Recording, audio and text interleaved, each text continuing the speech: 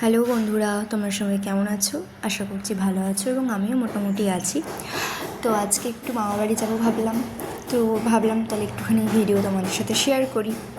তো রাস্তায় বেরিয়ে এই যে একটা মানে মণ্ডপ, তো এখনও এটা কমপ্লিট হয়নি, মানে এখন কমপ্লিট হয়ে গেছে। ভিডিওটা হচ্ছে দুদিন আগের, তো আর ভিডিওটা ভয়েস ওভার দেওয়া হয়নি। তো এই দূর থেকে না এই লাইটগুলোকে আমি বেলুন ভেবেছিলাম, সামনে এসে দেখছি যে না, এগুলো এক ধরনের লাইটিং। তো দেখাতেই পিছন ফিরে দেখাতে দেখি সামনের অন্ধকার। মা বলছে লাইটটা জ্বালা, মানে এই রাস্তাটা পার করেই সামনে খুবই অন্ধকার। তো এই যে সে অন্ধকার জায়গা, সে দেখো কেমন একটা ভুতুরে ভাব লাগছে না? আসলে নয়, এই জায়গাটা একটু মাঠের মধ্যে, তো এখানে খুব একটা রাতের বেলা মানুষ যাতায়াত করে না। তো এটা হচ্ছে মানে আগের একটা ভিডিওতে আমি আমার স্কুলের বিষয়ে উল্লেখ করেছিলাম। তো এটাই হচ্ছে আমাদের প্রাইমারি স্কুল। তো এই বারান্দাতে কত দৌড়িয়েছি, কত পড়ে গেছি, কত সুন্দর খেলেছি।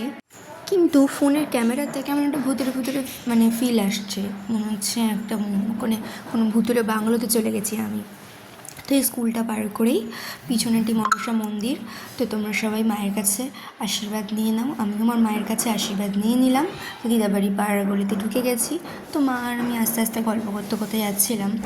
দেখো রাস্তাটা কতটা অন্ধকার, মানে একটা লাইটও নেই। আর এটা হচ্ছে আমাদের মামাদের ঘর। এই গলিটাও খুবই অন্ধকার, তো ফোনের আলোটা ছিল বলে সুবিধা হয়েছে। তো দিদা বাড়িতে ঢুকে গেছি, চলে এসেছি।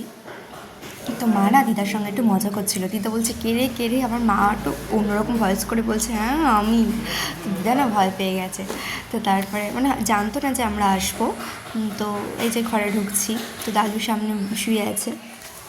দাদুও অবাক হয়ে গেছে, তোরা হঠাৎ করে, কারণ আমরা তো আসি নাই, কতদিন পরে যে আসলাম তার নাই ঠিক। তো এই যে বসলাম একটুখানি, তো এসে দেখি সিরিয়াল দেখছে। তারপরে বুনু আসলো, বুনুর সঙ্গে একটু আড্ডা আর কি করলাম।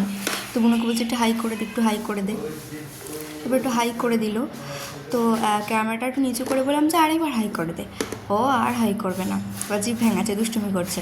তো খাওয়া দাওয়া, তারপর দিদা বাড়িতে একটু গল্প আড্ডা মেরে বেরিয়ে পড়লাম, কারণ অনেকটা রাত হয়ে গেছিলো, প্রায় 8টার মতন বাজে, বাড়ি যেতে হবে। তারপরে আমিও ভিডিও করতে আগাচ্ছিলাম। তো একটু ছবি তুলে নিলাম ভিডিওর মাঝখানে। তো এই যে সেই জায়গাটা, যে জায়গাটা একটু আগেই তোমাদেরকে দেখিয়েছিলাম ভিডিওতে।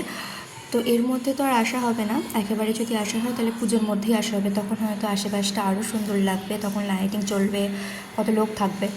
তো দেখো তোমাদের সাথে গল্প করতে বাড়ি চলে এসেছি। তো আজকে আমি আমার এই ভিডিওটি শেষ করছি। তো শুভ ষষ্ঠী, তোমরা সবাই সাবধানে ঠাকুর দেখো, টাটা।